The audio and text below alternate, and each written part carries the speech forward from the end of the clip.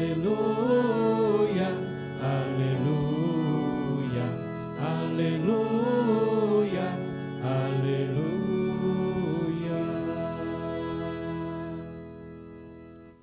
O Senhor esteja convosco. Ele está no meio de nós. Proclamação do Evangelho de Jesus Cristo, segundo Lucas. Glória a vós, Senhor.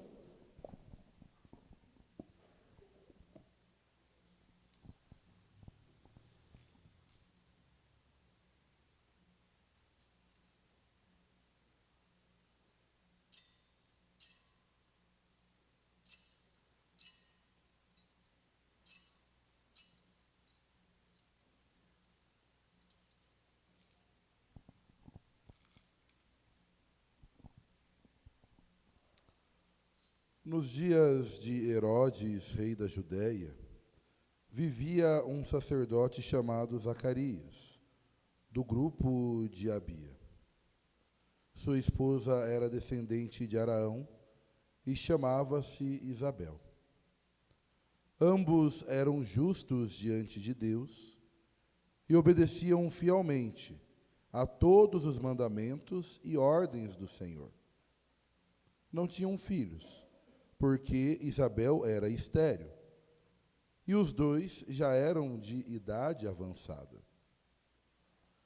Em certa ocasião, Zacarias estava exercendo as funções sacerdotais no templo, pois era a vez do seu grupo. Conforme o costume dos sacerdotes, ele foi sorteado para entrar no santuário e fazer a oferta do incenso. Toda a assembleia do povo estava do lado de fora, rezando, enquanto o incenso estava sendo oferecido. Então, apareceu-lhe o anjo do Senhor, de pé, à direita do altar do incenso.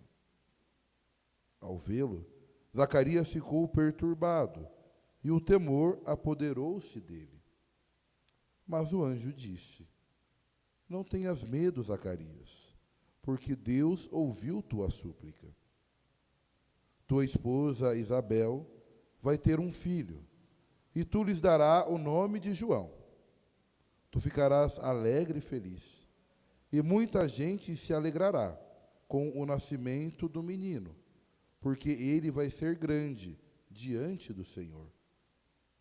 Não beberá vinho nem bebida fermentada, e desde o ventre materno ficará repleto do Espírito Santo.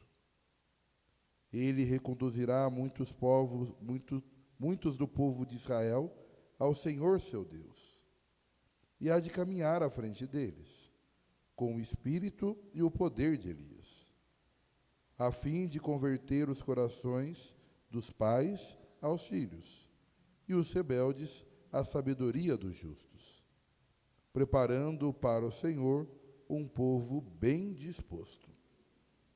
Palavra da salvação.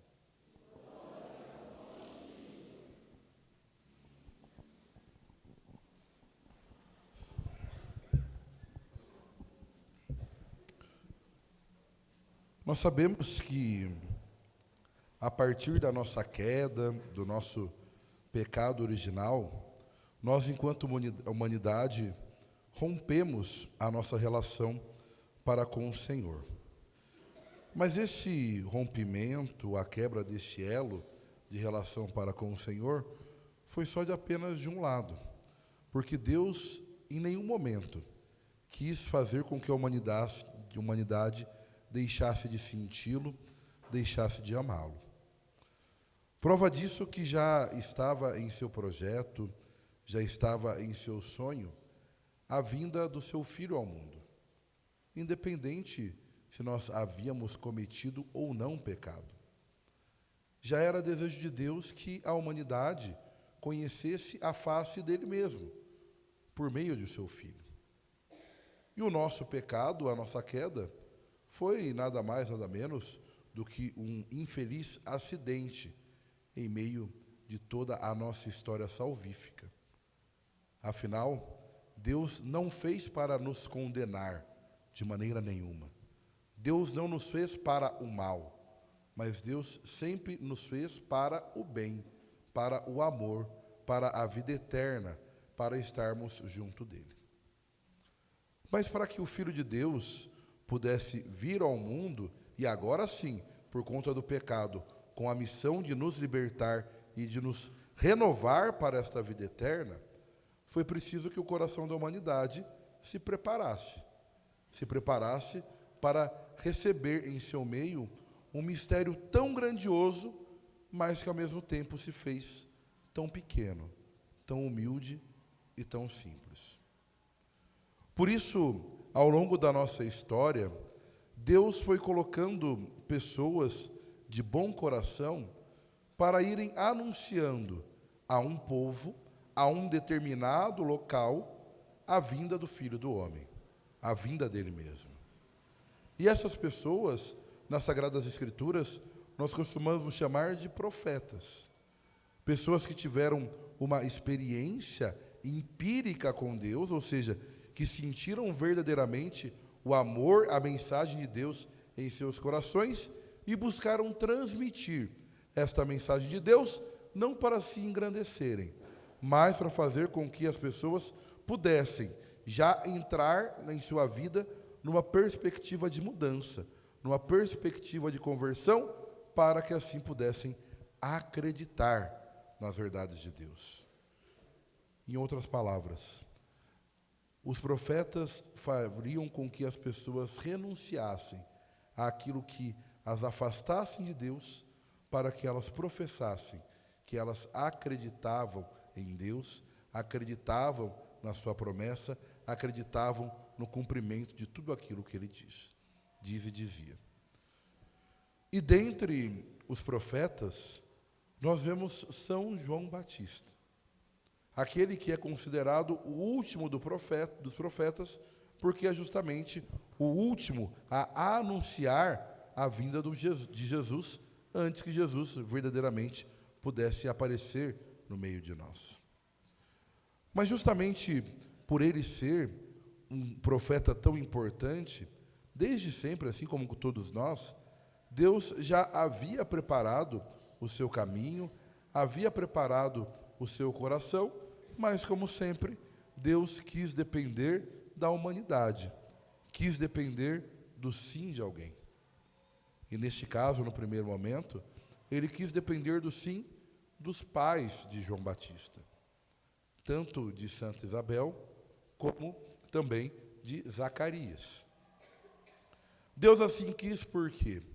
Porque Deus, ao interferir na humanidade, ele não quer interferir de maneira autoritária, mas ele quer que a interferência dele na humanidade seja uma interferência compartilhada.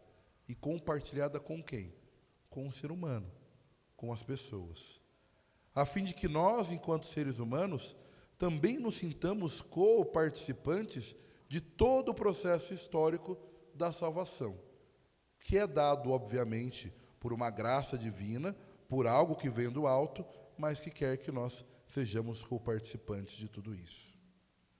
Por isso, através da compreensão do grande mistério que envolvia tanto a Isabel quanto a Zacarias, os dois, neste grande mistério, aceitaram ser os pais de João Batista. E vejam, João Batista vai acabar nascendo de uma maneira muito simples, de uma maneira muito humilde, mas já cheio do Espírito Santo, como foi prometido a Zacarias no templo. Se nós lembrarmos, quando Nossa Senhora recebe a visita do anjo e assim aceita receber em seu ventre o Verbo encarnado de Deus, o próprio Jesus, ela vai se dirigir apressadamente a quem? A Isabel. E quando ela chega junto de Isabel, Isabel já está grávida há algum tempinho. Vocês lembram quanto tempo? 6 meses, não é? 6 meses já está com uma barriguinha menor do que a do padre, mas já está com uma barriguinha que é considerável já para fazer alguns exercícios, né? Essa minha barriguinha eu carrego já faz uns 7, 8 anos. Não nasce, não sai, só cresce. E quando Nossa Senhora chega até Santa Isabel, imagine, aquela mulher já de idade, mas sem experiência nenhuma de gravidez, era o primeiro filho dela, porque ela era estéril, lembram? Ela sente um tremor diferente. Por quê? Ela fica cheia do Espírito Santo. E acaba percebendo que dentre tantas e tantas contrações que ela deve ter sentido durante aquele período de 6 meses, tanto que o bebê se mexeu na barriguinha dela, ela percebeu que aquela contração era diferente, que era uma contração de alegria, porque São João Batista se encontrou ventre com ventre ali com Jesus e se encontrou com aquele que seria quem? O seu grande Salvador, aquele por quem ele teria nascido, estaria ali vivo, aquele por quem seria o sentido da sua vida, o sentido de sua vocação. Então, desde ali, São João Batista, no ventre da sua mãe, já consegue identificar aquilo que é de Deus, aquilo que não é de Deus. E justamente por isso, durante a sua vida, São João Batista vai se dedicar a quê? Aquilo que é de Deus. Quebrando totalmente todas as coisas que na vida dele, pessoal, poderia o afastar do Senhor. Se nós prestamos atenção no início do Evangelho, nós vamos perceber que Zacarias, ele exercia uma função religiosa no mundo judaico. Ele era sacerdote do templo. E por ser sacerdote do templo, o seu filho, a sua descendência, também tinham este encargo de serem sacerdotes.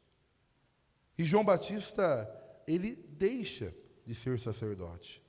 Ele não aceita ser sacerdote do templo, por quê? Porque para ele enquanto pessoa, aquela movimentação do templo iria corrompê-lo, iria atrapalhar a sua missão. Então, o que ele faz? Vai para o deserto. E no deserto ele consegue viver uma vida santa. E por que ele consegue viver uma vida santa? Porque ele consegue viver a sua vocação. No deserto, ele consegue fazer as renúncias necessárias para que ele pudesse seguir aquilo que seria o plano de Deus em sua vida. E assim ele vai cativar, como disse o texto que ele iria, muitas e muitas pessoas. Não para ele, mas para Deus. Muitas e muitas pessoas que, através da sua pregação e vendo o seu estilo de vida, se converteram àquilo. Não necessariamente para morar no deserto e ficar comendo gafanhoto e mel, mas para perceberem, olha, para que eu viva aquilo que Deus quer de mim, eu preciso deixar isso e isso de lado. É o processo de conversão que São João Batista prega. É o processo de conversão para que a gente aceite a Jesus. É o processo de conversão para que a gente caminhe na santidade. É, em primeiro lugar, nós buscarmos perceber que Deus é o nosso Senhor. E isso, graças a Deus, todos nós que aqui estamos já percebemos. Agora, o segundo passo é nos perguntarmos: o que me atrapalha no caminho de ser seguidor de Jesus? O que me atrapalha no caminho da minha santidade? O que me atrapalha em ser um bom esposo, um bom pai, um bom marido, uma boa esposa, uma boa mãe? O que me atrapalha ser um bom filho, uma boa filha, um bom padre? O que me atrapalha na minha vida? Ser bom perante Deus. E encontrando essas coisas que, sem sombra de dúvida, me dão muito prazer em fazer, porque o pecado ele é danado. Ele dá um prazer danado para a gente fazer. E a gente gosta de fazer, senão a gente não fazia. Buscando achar essa linha do pecado que eu percebo que me afasta de Deus, eu literalmente vou me colocar neste processo de conversão e, buscando me converter, eu vou renunciando. Da maneira que eu consigo, mas com o meu esforço, e com a graça de Deus, mudando de vida. Por isso que o olhar que tem Deus para cada um de nós é um olhar muito especial, é um olhar pessoal, é um olhar individual. Por quê? Porque Ele sabe o que me afasta de Deus, o que me afasta dEle. Ele sabe também qual é o limite que eu tenho para sair disso ou não, mesmo contando com a graça dEle. E por isso, a cada momento, Ele vai me incentivando, Ele vai me convidando, Ele vai me estendendo as mãos. Só que, por vezes, nós não aceitamos o convite de Deus. Não aceitamos este estender a mão de Deus. E não buscamos esta real conversão. E quando, de maneira mágica, de maneira bonita, Deus vai se manifestar para nós, nós acabamos desconfiando. E assim deixando passar a graça de Deus.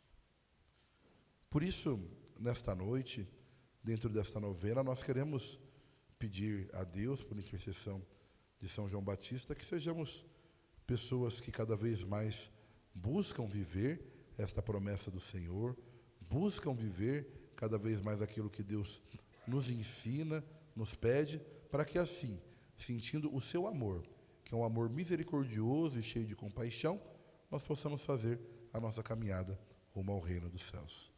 Que Ele possa assim nos ajudar e que nós possamos amanhã celebrar o dia de São João Batista, continuar celebrando também esta novena até o dia do nosso excelso padroeiro, o Sagrado Coração de Jesus, que se dará nessa sexta-feira. Louvado seja nosso Senhor Jesus Cristo.